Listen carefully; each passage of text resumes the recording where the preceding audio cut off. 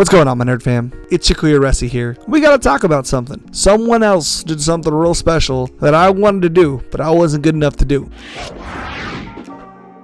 And that something was to make top 16 at a regional. This past regional Sunday, PBG's first online regional for the One Piece competitive season. But do it with a leader that no one else is playing. The one of Magellan leader and the god amongst men is Tyler Boland. So in today's video, we're gonna do a deep dive into Tyler's list. And lucky enough, PBG supplies the community with all their topping lists. So we get to get in here, make it digestible, and see what the heck was Tyler thinking and how did he come up with the strategy, because it works. So if you don't know what the leader does, Magellan, when a Dawn is returned to your Dawn deck on your turn, leader gets plus 1,000 power for the turn. So pretty much like a smoker leader, but kind of in conjunction with what technically the deck wants to do. So starting it off, we start off with the one drop Hannibal, which is just your typical searcher. It looks for impel down stuff. But if we're talking about curve, Hannibal, that's turn one. Going into turn two, you're looking to play Sadie-chan, the 2K counter. Don't worry about Shiki. Shiki's just for the counter, 2K counter. But Sadie-chan will populate your Jailer Beast. And now the Jailer Beast you want to play, I think, is the blocker to really set up for your pressure turn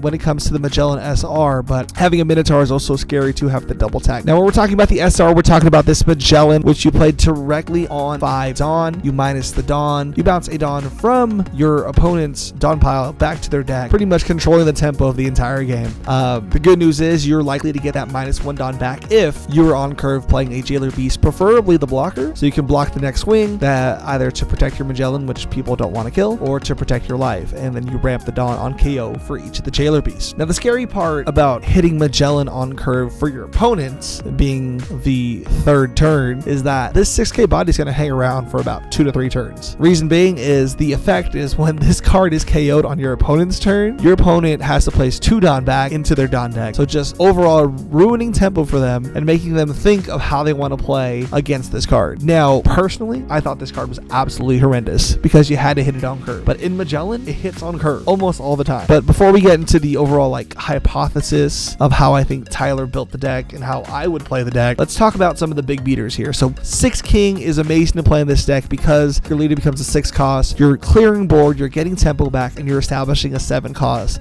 that needs to be dealt with. You have plenty of filters with the Tesoro or the Queen, drawing 2, minusing Dawn, and pitching 1 for the Queen, or just drawing 2 straight up for the Tesoro, each of which procs your leader's effect, making it a 6K and applying insane pressure to your opponent. The sweet tech that I saw him put in is the Douglas Bullet, which makes you feel kind of like you're playing green when you're actually playing purple. For 5, you're resting something 4 costs or less, establishing 6K body, and then buffing your leader to 6. For defense, the Uta is an immediate choice. Being able to block -1 Dawn to rest something that is a 5 cost or less is absolutely insane and gives you tremendous value. So I actually took this deck into TCG Sim and almost took it to locals today, but after playing 3 games on Sim, my opponents quit on me. We never finished the game.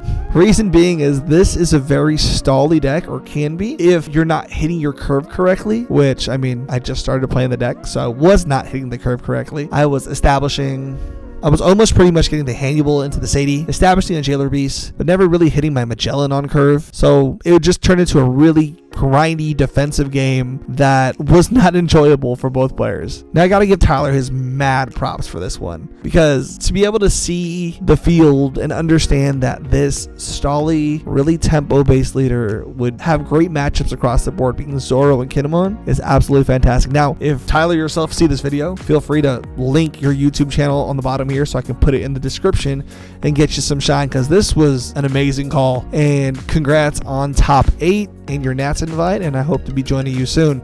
Now in terms of PPG content, I was able to film about 5 of my games. I'm not one of those YouTubers who's going to run from the smoke and only show my wins. My main losses were Kinemon, and I was playing my smoker list, and it was edited. So stay tuned for those videos. I'm going to be commentating over my plays and what I could have done better and why I'm getting sacked. But with that being said, peace, love, and positivity. Thank you for checking the video out. Big shout out to Tyler for doing something pretty cool, taking the leader no one's playing and topping a big event. That being said, we'll see y'all in the next one, and stay tuned for those round 1 through 5 videos in Saturday and Sunday's online March regionals from this past weekend. Peace.